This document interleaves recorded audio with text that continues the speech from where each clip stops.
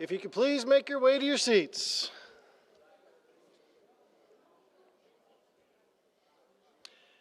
Good afternoon, ladies and gentlemen.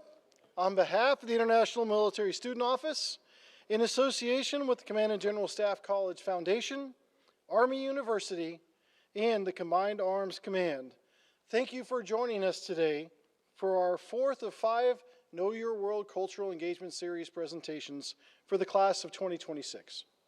First, a few announcements and administrative notes. Please silence all of your electronic devices at this time. If you or your spouse gets unruly, please do take them to the back into the atrium until they are ready to return. And after the presentation, if you would please join the presenter and his wife in the atrium where we will have a culinary sampling from the country of India. We all look forward to seeing you there. At this time, it is my honor and privilege to introduce to you our partner from the Indian Army's 22nd Battalion of the Kumaon Regiment, Major Prabhat Mishra. This is Know Your World, India.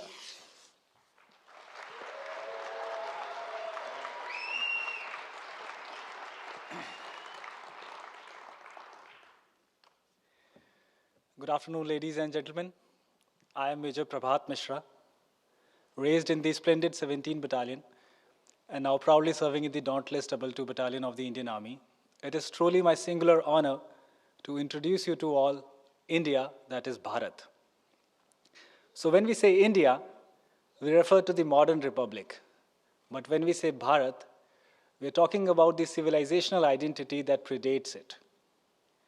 To understand India, we must understand how it thinks, how it greets the world, and how it sees itself. So I want to begin with Namaste. This is how we greet each other in India, not with a handshake or with a hug, but with respect. Namaste literally means I bow to the divine in you. It recognizes the dignity of the other person before anything else. Across India's languages, regions, and religion, this greeting stays the same. Today, Namaste is recognized across the world. It is used in diplomacy, yoga, international forums, and even during crisis when physical contact is avoided. So before we talk about India's geography, history, or power, I wanted to begin with how India sees itself, with respect first. So with that greeting, let me take you on a small journey through India.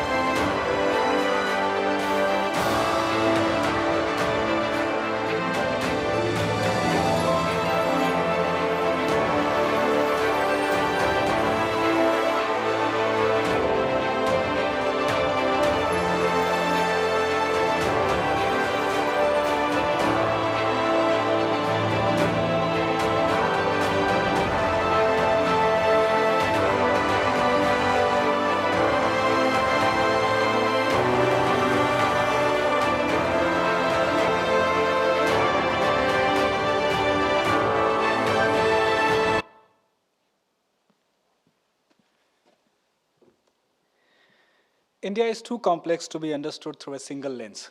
So instead, I'll walk you through the country using 8 perspectives.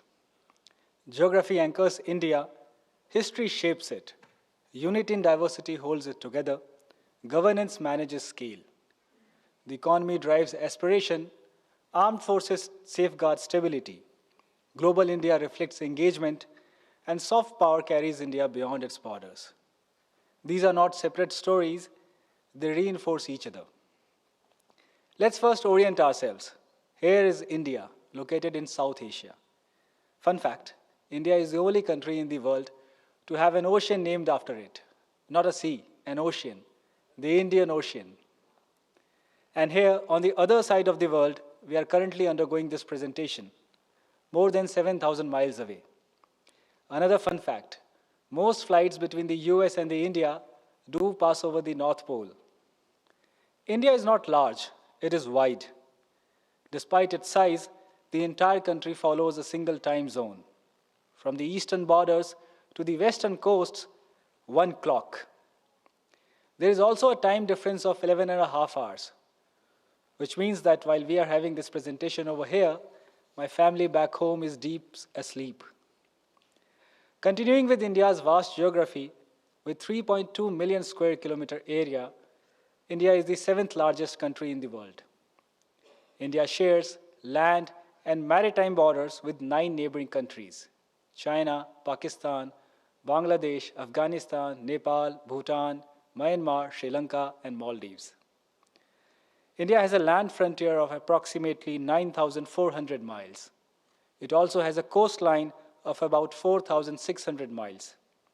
That means India is simultaneously a continental and a maritime country. One way to understand India is to compare it with something familiar. So from east to west, it stretches equal to the distance from Leavenworth to Seattle. And from north to south, India is roughly the distance from Augustine, Maine to Houston in Texas. Many US states are similar in size to Indian states as depicted on this overlay. Let me show you the major physical regions of India. Each region has its own distinct terrain, climate, and patterns of human activity. In the north are the Himalayas. They form a natural barrier, influence climatic patterns, and are the source of many major river systems. Below the Himalayas are the Indo-Gangetic Plains. This is one of the most fertile regions on Earth and supports a very high population density. To the northwest lies the Thar Desert. It is an arid region with low rainfall and sparse population as compared to the plains. Most of the southern India forms part of the Deccan Plateau. It is an elevated region with varied terrain, mineral resources, and older geological formations. Along the eastern and western edges are the coastal plains. These regions support ports, fishing, trade, and dense urban centers. India also includes island territories in the Arabian Sea and the Bay of Bengal. These extend India's geographic presence into the Indian Ocean region. Together, these regions explain India's environmental diversity and regional variation. India spans multiple climatic zones, from arid regions in the west to tropical coasts and temperate to alpine conditions in the Himalayas. As a result, India experiences some of the widest temperature variations in the world. India does not follow a simple 4-season model. Instead, the year moves through 4 climatic phases: a cool winter, an intense summer, a life-giving monsoon, and a short post-monsoon transition. Climate in India is diverse, seasonal, and deeply shaped by geography. So far, we have looked at India in terms of space. Now let's shift to time. Mind you, this is not a history lesson, but it's a reminder of scale.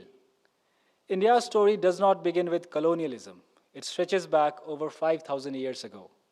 Empires rose and fell, but the civilization endured, absorbing change rather than being replaced. That long memory still shapes the way India sees itself and the world. India's recorded history begins not with the kings or wars, but with cities. 4,000 to 5,000 years ago, the Indus Valley civilization emerged along the Indus River system, one of the earliest river valley civilizations. What set it apart was its urban sophistication with planned cities, grid layouts, and drainage systems. What matters is not how early it was, but how advanced it already was. After the Indus cities declined, Indian civilization did not disappear. It transformed.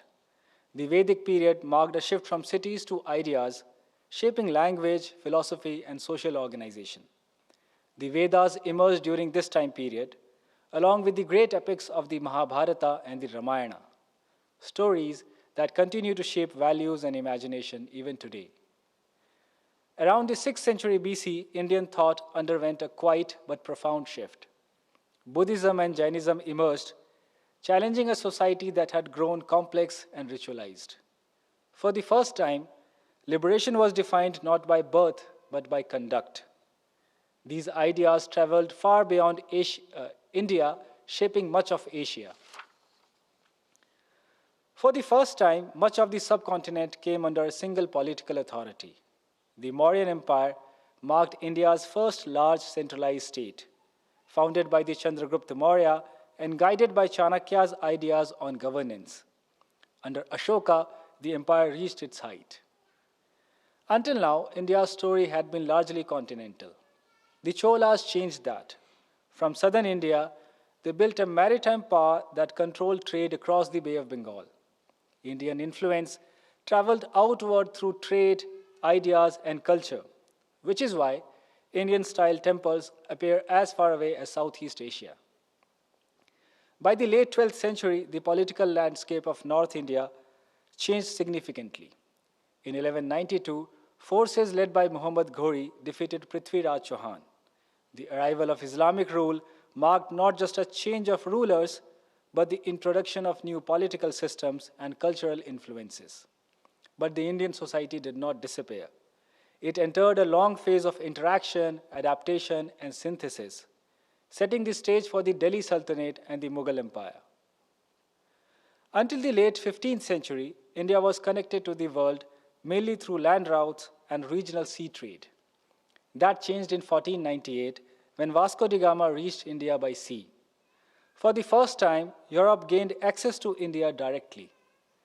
Trade that had long flowed through Asia now arrived backed by force, opening the doors to the colonial phase that would follow. Vasco da Gama proved that a sea route to India was possible, but before him, Europeans were already obsessed with reaching India. In fact, one of the most famous voyages in history was launched for that very reason, and it did not end the way it was expected. Let me address this historical curiosity about the term Indians being used in the Americas. In 1492, Christopher Columbus set sail westward from Europe, searching for a sea route to India, then known in Europe as the land of spices, wealth, and trade. As this map shows, he reached the Caribbean, not India. But believing that he had arrived in the Indies, he referred to the indigenous people he encountered as Indios, meaning the people of India. That geographical mistake stayed, and that is why even today the term appears in phrases like American Indian or Native Indians. So interestingly, the term India influenced global terminology for far beyond its geography, even across continents. Now moving back to our history lesson, in 1526, Mughal rule reshaped India's political order. Over 2 centuries, the empire unified large parts of the subcontinent through centralized administration. At its height under Akbar, it left a cultural and architectural legacy that endures, before declining in the early 18th century. By the mid-18th century, power in India shifted again, but this time to a trading company. After 1757, the British East India Company moved from commerce to control. This was empire not through settlement, but empire through administration, revenue extraction, and crude military force. For the first time, key economic decisions affecting India were made outside the subcontinent. By the 19th century, company rule gave way to the direct control from London, reshaping India's economy, governance, and society. By 1857, resentment against the British rule reached a breaking point.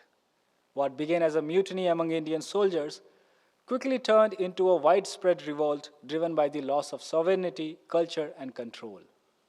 Figures like Mangal Pandey and Rani of Jhansi became symbols of resistance. Though suppressed, it changed everything. After 1857, India was no longer ruled by a company, but directly by the British Crown. Post-1857, India's freedom struggle took a different path. Resistance without weapons, pressure without violence. Movements like non-cooperation, civil disobedience, and Quit India, along with mass protests, brought millions into the struggle. At the center of this approach stood Mahatma Gandhi, the father of the nation. For the first time, an empire was challenged not by violence, but by conscience, and the world took notice. After centuries of external rule, sovereignty returned to India. On 15th of August 1947, India emerged as an independent nation. This was not the end of India's story, but the beginning of a modern republic, responsible for shaping its own destiny. Let me play an excerpt from the first Prime Minister of India, Pandit Jawaharlal Nehru, from his Tryst with Destiny address. Long years ago, we made a tryst with destiny, and now the time comes when we shall redeem our pledge, not wholly or in full measure, but very substantially. At the stroke of the midnight hour, when the world sleeps, India will awake to life and freedom.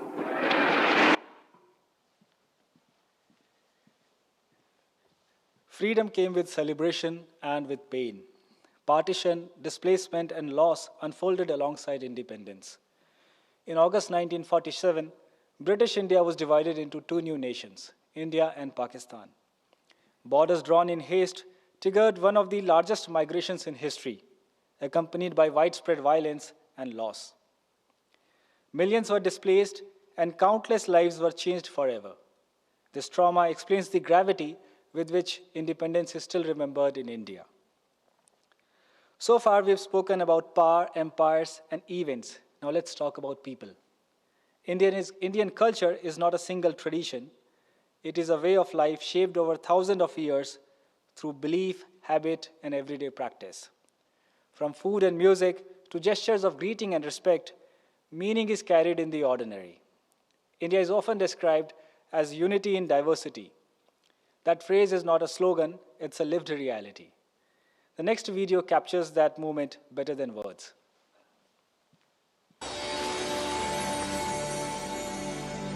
Indian culture is a galaxy of diverse conventions. Flora and fauna. Rituals. Cuisines. Costumes. Artwork. Handicrafts. Music. Dance.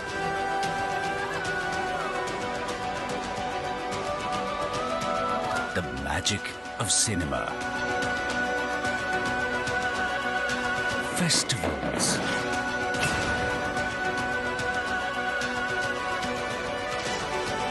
Folklore.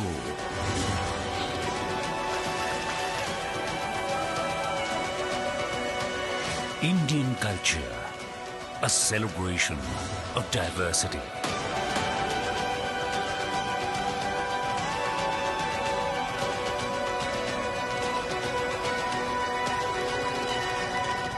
Incredible India.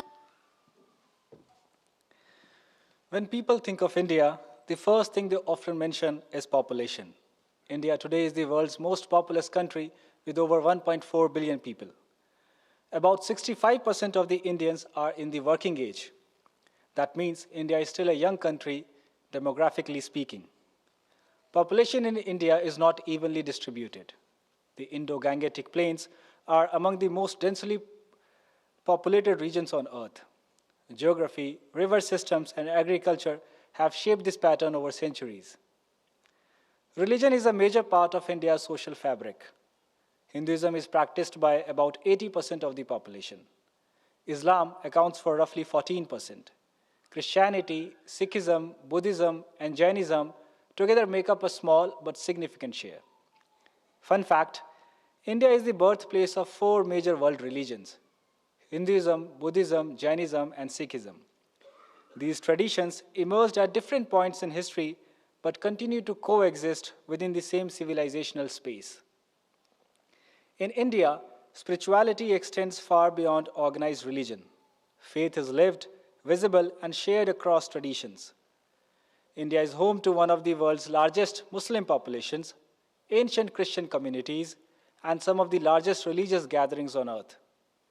Spiritual life here is not separate or private, it is practiced openly, side by side, and continuously.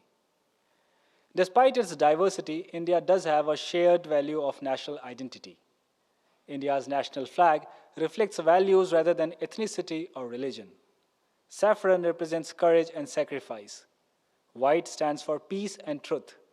Green symbolizes growth and prosperity. At the center is the Ashok Chakra, representing law, balance, and constant motion. The national emblem comes from the Ashokan pillar at Sarnath. Its motto is Satyamev Jayate, truth alone triumphs. The Royal Bengal tiger as the national animal represents strength, resilience, and vigilance. The Indian peacock symbolizes grace, beauty, and pride. The lotus stands for purity and resilience. It often blooms in the muddy water. If diversity defines India, language is where you feel it first. India recognizes 23 official languages.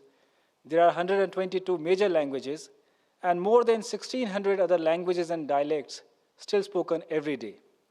My own mother tongue is a language called Maithili.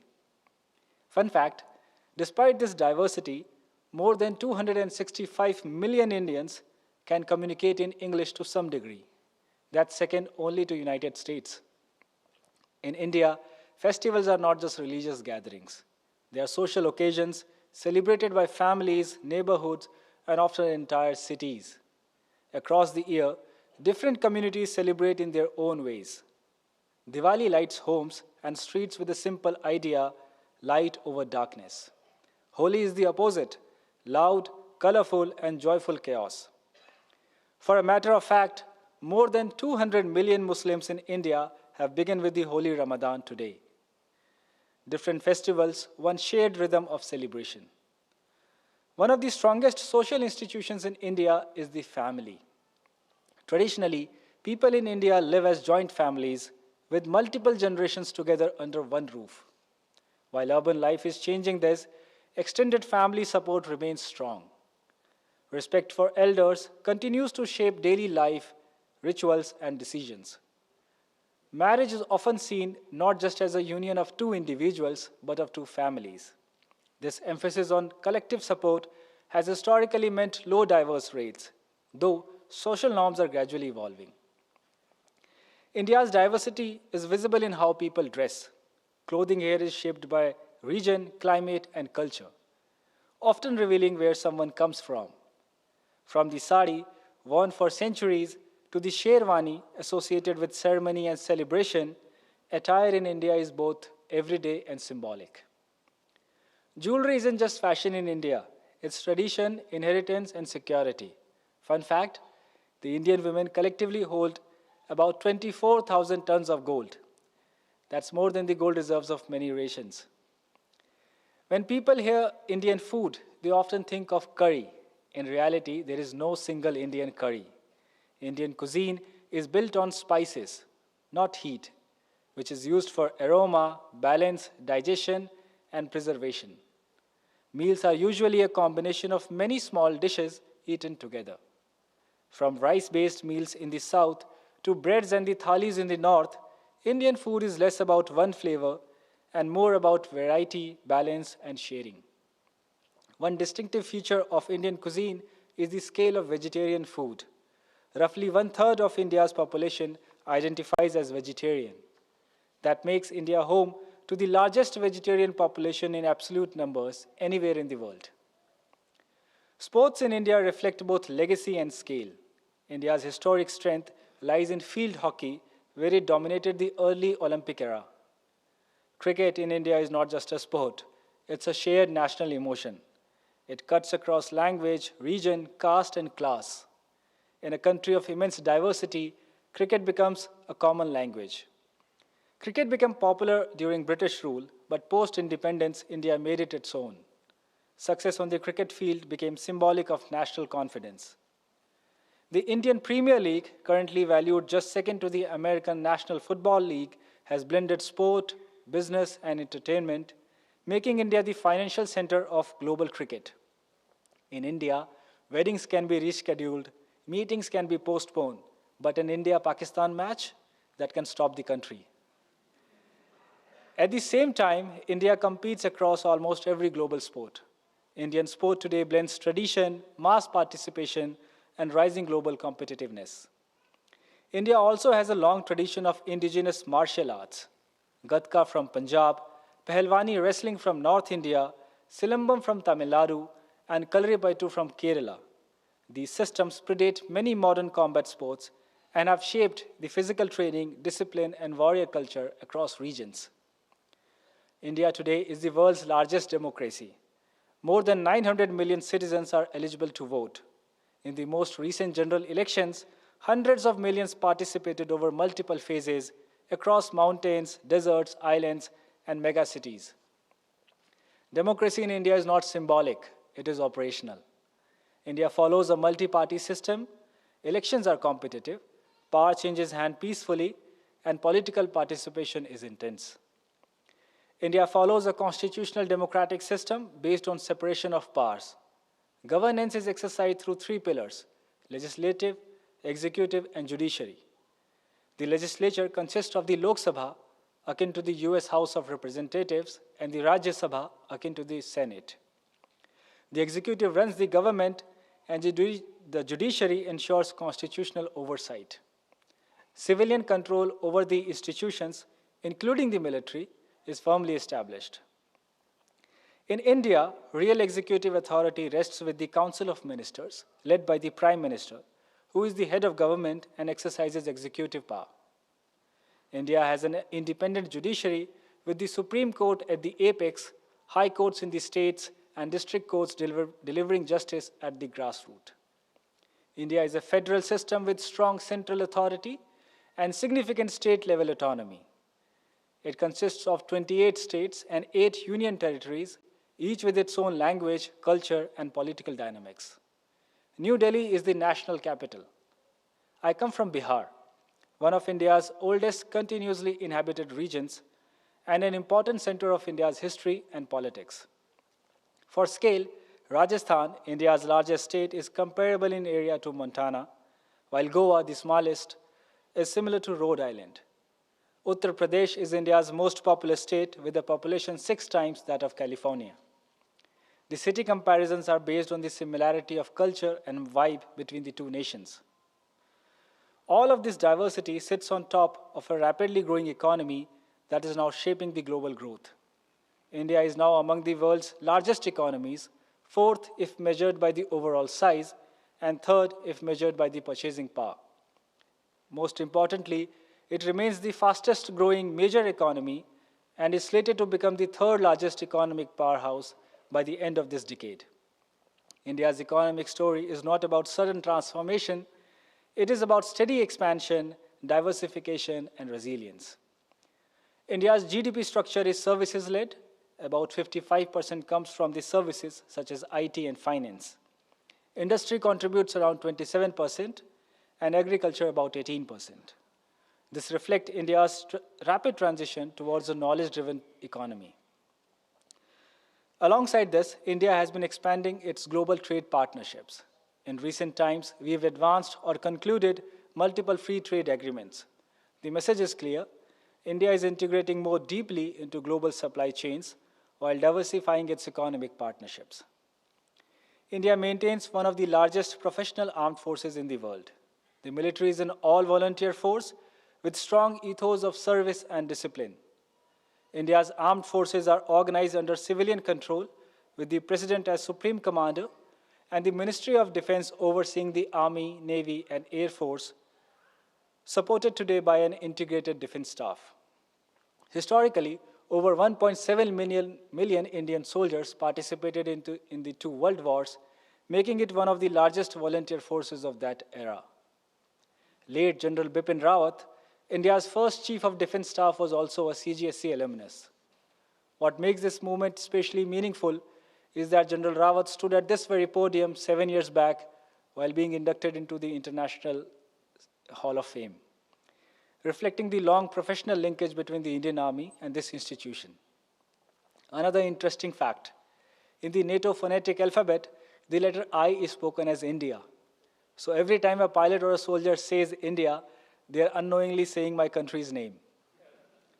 Beyond symbols and terminologies, what truly defines India is its soldiers. Let me take you to the institution I serve in, the Indian Army.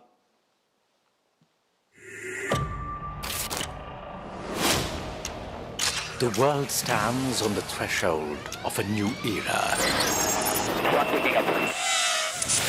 An era where battlefields know no borders.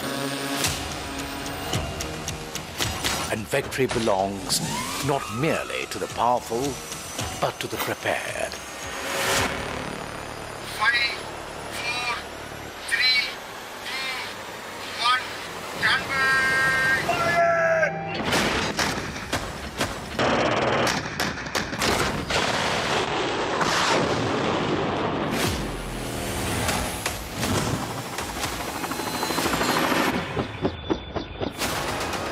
Across land, sky, sea, and cyberspace, a new force is emerging. Rooted in tradition and future ready. From the Himalayas to the Thar, every step of the Indian Army shapes the destiny of rising India. Founded in honor, driven by innovation, committed to Viksit Bharat 2047.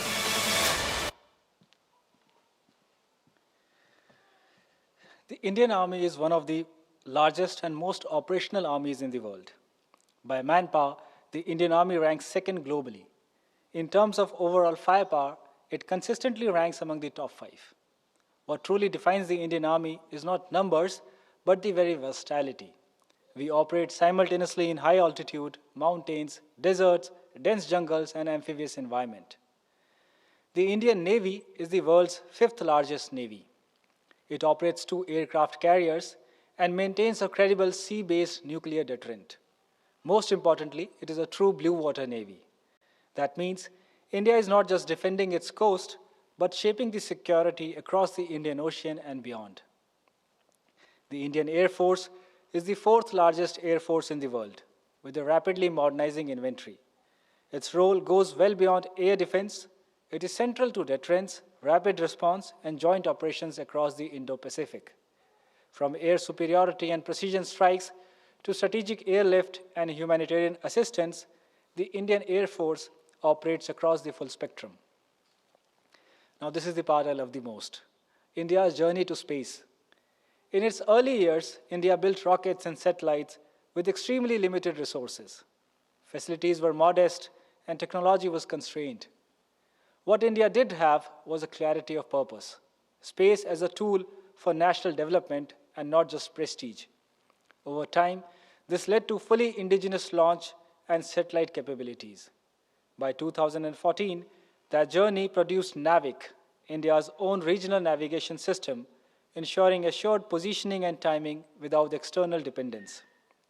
And today, the journey has reached human space flight. Through Gaganyaan, India is preparing to place its own astronauts in space, using Indian launch vehicles, Indian mission systems, and Indian operational command. In parallel, Indian astronauts are already working alongside international partners, contributing to global missions and scientific collaboration. So from bicycles to human spaceflight, that has been India's space journey. India's space program is guided by one principle: doing more with less without cutting corners. At Mars, India reached the orbit at a fraction of global cost. On the Moon, Chandrayaan-3 achieved a historic South Pole landing. India is now the 4th country to demonstrate space docking. And with Aditya L1, it is studying the sun from deep space at cost that many nations spend on a single launch.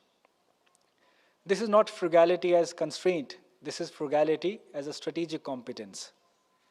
India's influence is not only economic or military, a large part of it is also cultural. Through Bollywood, that is cinema, music, and storytelling, Indian culture travels far beyond its border, shaping how India is seen and perceived. This is influence built not through coercion, but through connection. Indian stories are no longer just watched in India, they win on the world's biggest stages. From Slumdog Millionaire and the Elephant Whisperers to Triple R, Indian narratives have earned global recognition, including the Academy Awards. India's influence is not confined to its geography, it travels with its people. With a global diaspora spread across continents, Indians contribute as professionals, entrepreneurs, scholars, and leaders. They serve as a cultural and economic bridges, strengthening the tie between India and the world. Let me zoom in on the United States for a moment. Around 4.5 million Indian Americans live across the US, making it one of the largest Indian diaspora anywhere in the world. What's striking is not just the numbers, but the even spread, from the East Coast to California, and from major cities to emerging tech and academic hubs. Indian diaspora is among the most educated and professionally represented immigrant groups across the globe. Indians lead some of the most influential companies in the world, from Google and Microsoft to Adobe and IBM, and have continued to form part of political leadership in several countries. India's global role today is defined less by power projection and more by contribution. In global health, India serves as a key supplier of affordable medicines and vaccines, leading to be called the pharmacy of the world.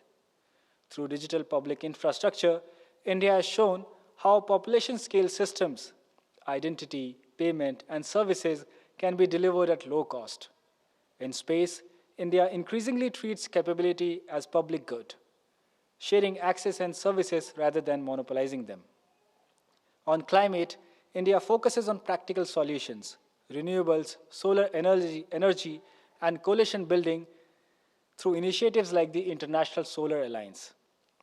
India remains the largest contributor to the UN peacekeeping forces and a major player in HADR operations, providing stability and relief where it is required the most. And finally, India increasingly acts as a voice for the global south, bridging advanced economies and developing nations in global forums. India's worldview is best understood through a concept called strategic autonomy. India operates in and actively supports a multipolar world order, where no single power dominates and choices are not forced. That is why India engages comfortably with diverse partners, from the United States and the Europe to Russia, Middle East, and the global south. This reflects an independent foreign policy. India does not align by default, it aligns by interest. India's strategic worldview is reflected not just in words, but in where it chooses to participate. India engages across platforms, from G20 to G7 to Quad, BRICS, SCO, and the United Nations, because global challenges demand multiple tables, not exclusive blocks. India's vision of Viksit Bharat 2047, that is a century post its independence, is to become a developed economy through sustained economic growth, inclusive development, and strong governance. It is a future built on self-reliance, innovation, sustainability, and world-class infrastructure. Growth that is ambitious, but also equitable and responsible. India's challenges flow directly from its scale. Managing diversity across regions and cultures, navigating rapid economic transition, operating in a demanding security environment, and continuously strengthening institutions, all at the same time. These are not signs of weakness, but the pressures of governing a large, open, and ambitious democracy. So what are some places of interest? Well, you can't cover India in a few trips, but the most classic places of interest are well known. So whether it's the Taj, one of the 7 wonders of the world, the Ghats of Varanasi, or the backwaters of Kerala, they are all beautiful, intense, but also chaotic and sometimes can feel overwhelming for first-time visitors. So I'm going to suggest some personal favorites and lesser-known hidden gems. In Zero Valley, ancient farming traditions survive in the mountainscapes of northeast India. Look out for the Zero Music Festival. In Meghalaya, you will find living root bridges grown over decades, not built. At Kailasa Temple in Ellora, an entire temple was built and carved from a single rock in 8th century, top to bottom. Logic defies here. And at Pengongso, you will experience a high-altitude lake changing colors with the sky. India is not just a destination, it's an experience of contrast, colors, and stories. So let me reaffirm, why should you visit India?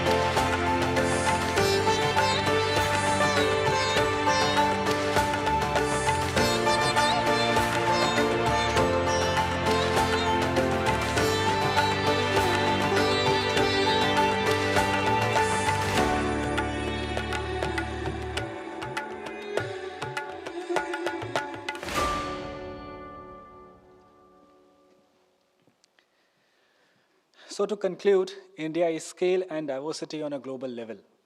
A nation that is ancient in civilization, yet modern in ambition.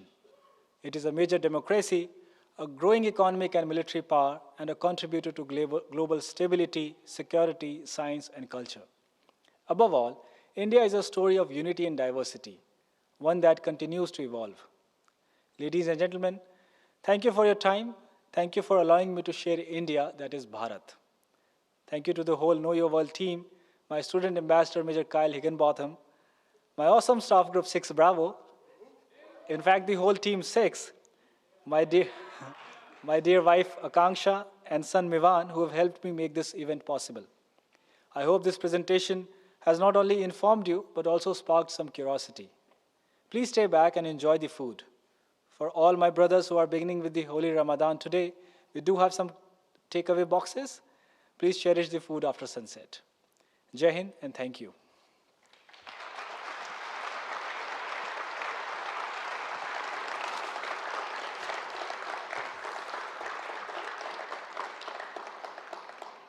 Thank you very much, Major Mishra, for your amazing presentation.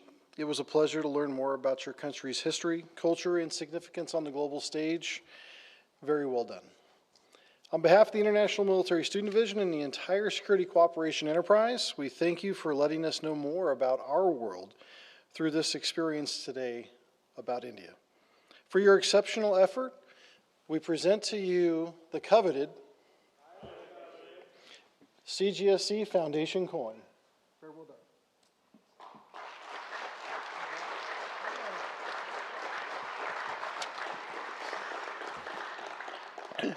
It was extremely difficult to find the right colors for today, as you can imagine.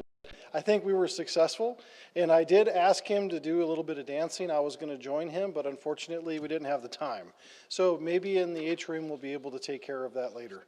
So the International Military Student Office Field Studies Program would like to recognize our very own Fort Leavenworth Commissary for their wonderful cakes again.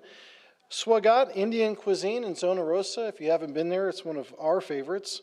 And Major Mishra's wife, Akanksha, for their help in supporting this Know Your World presentation. Also, in the culinary sampling outside, you'll be able to try many of the delicacies that you may already be familiar with. And we would like to thank our CGSC ATSD team and the PAO that's streaming this live around the world. And also the student ambassador who's up in the booth doing a great job driving for Major Mishra, Major Kyle Hickenbotham, and their entire staff group 6 Bravo.